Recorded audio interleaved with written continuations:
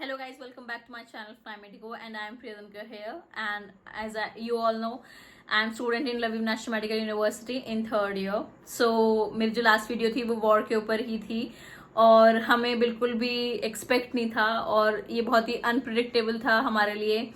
तो जो वीडियो मेरी लास्ट अपलोड हुई थी उसके जस्ट बाद हम लवीव चले गए थे और वो 4 की नाइट कह लीजिए या फिर 25 की वो मॉर्निंग थी.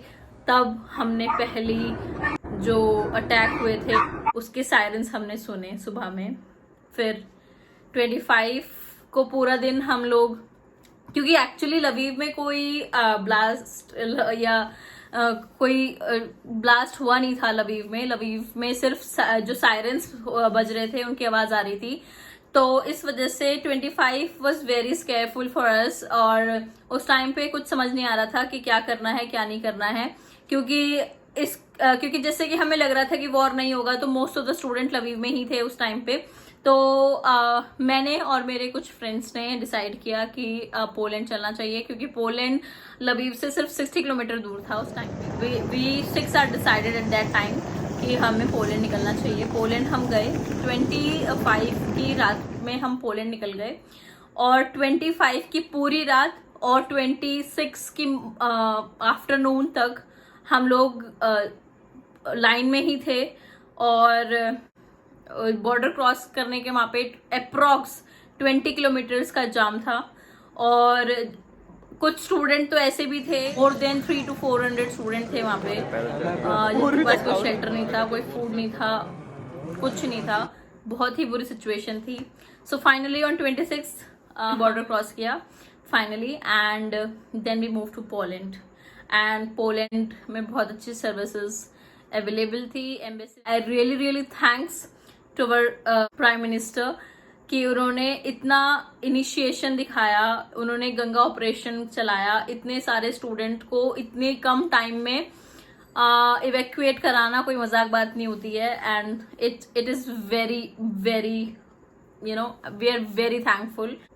सो ठीक है, thankfully really thankful to God कि हम सब सेफ वापस आ गए.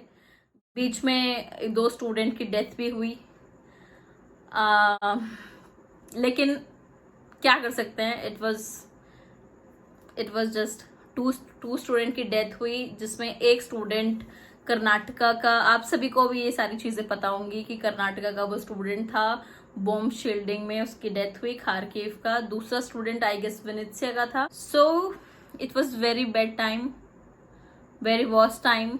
इट वॉज वेरी अनप्रिडिक्टेबल, क्योंकि यूक्रेन एक हब था एजुकेशन का.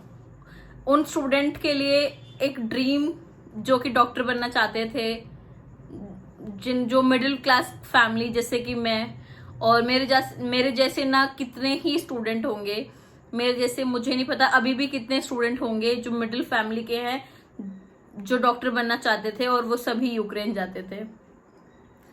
तो हम जैसे ही स्टूडेंट वहां पे गए और उसके बाद काफी स्टेटमेंट आई गवर्नमेंट की कि आप ऐसे देश में क्यों जाते हो, और क्या कह सकते हैं, हमारे पास नहीं है ना प्राइवेट अफोर्ड करने के लिए. और हमारे अंदर, वी आर एवरेज स्टूडेंट, हमारे अंदर इतनी कैपेबिलिटी भी नहीं है कि हम 600 मार्क्स या 550 600 लेके एडमिशन ले.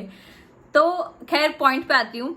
पॉइंट ये है कि आजकल जो न्यूज चल रही है वो ये चल रही है फिलहाल कि गवर्नमेंट कुछ ना कुछ हमारे लिए डिसाइड करेगी.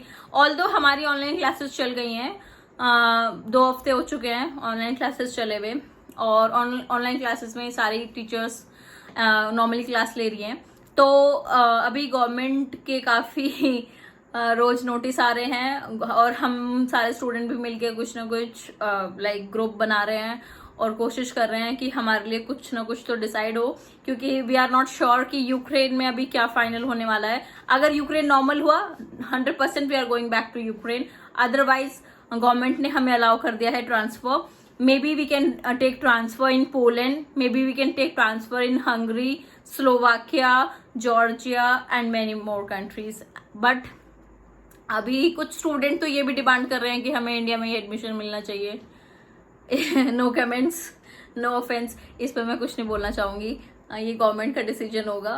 अगर वो देते हैं तो हाथ जोड़ के बहुत बहुत थैंकफुल रहेंगे हम, बट अगर नहीं तो हम यूक्रेन, अगर नॉर्मल हुआ तो हम यूक्रेन, मेरा ये पर्सनल ओपिनियन है, क्योंकि देखिए सभी फैमिली के डिफरेंट ओपिनियन होते हैं और सभी फैमिली के डिसीजंस अलग होते हैं।